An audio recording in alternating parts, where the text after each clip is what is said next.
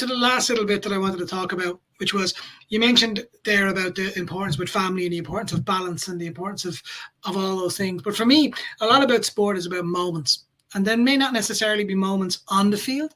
Like there may not be the moment where such and such scored a try that won the game and everyone's jumping around the place and is delighted. But in fact, the moments that a lot of brands need to look at is the feeling it gives the people in the stands or the people that are surrounded you by or people that are close to you.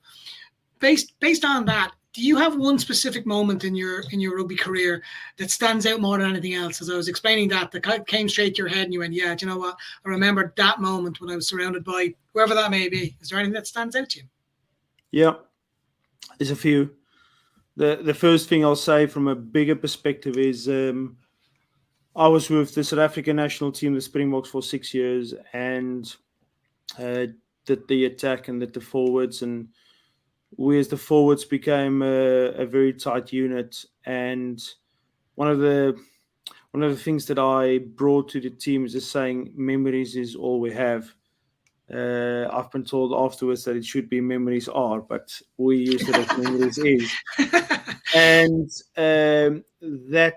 that's saying a lot of guys I've coached, a lot of people that I've worked with, have said what a big phrase that became, because at the end of the day, memories is all we have. So the number one moment, I'll try and give a bit of explanation to this, is obviously I'm South African and I come from South Africa, and we at the Bulls went on to do some pretty amazing stuff. And I was part of an incredible group of people. So 2002, to try and answer it in a long way, 2002, the Bulls held a record for 11 out of 11 Super Rugby losses. And I joined in the next year, 2003, and the Bulls started to win a Currie Cup in 2002, won again in 2003, won again in 2004, lost in the final in 2005, and draw the final in 2006. But to put into context, the Currie Cup is very, very important to South African rugby, but then you had Super Rugby with the New Zealanders and the Australians, and at that stage, the Bulls, to even think they could win Super Rugby, it's impossible. We went on to win it in 2007.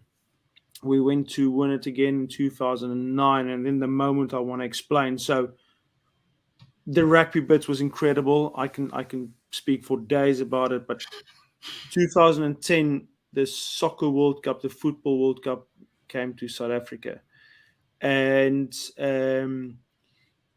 my dad said to the team at that stage that, look, if we were in a Super Rugby semi in a final, we'll have to play away from Loftus, because Loftus will host Football World Cup games. Now, we didn't know whether we were going to be in a final or a semi-final. We might play away.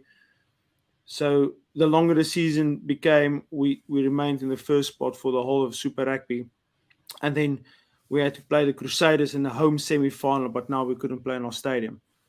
So then the Bulls took this game to Soweto, and to put this into perspective, to take a formerly known white South African team into a black community was unthinkable a few years before that. And then we went there for a semi-final. We beat the Crusaders, and then we played the Stormers, another South African team, in Soweto, in the Orlando Stadium in 2010. And that moment, to see what it meant to people in South Africa, was incredible. And we went on to beat the Stormers in Orlando, but it united a country.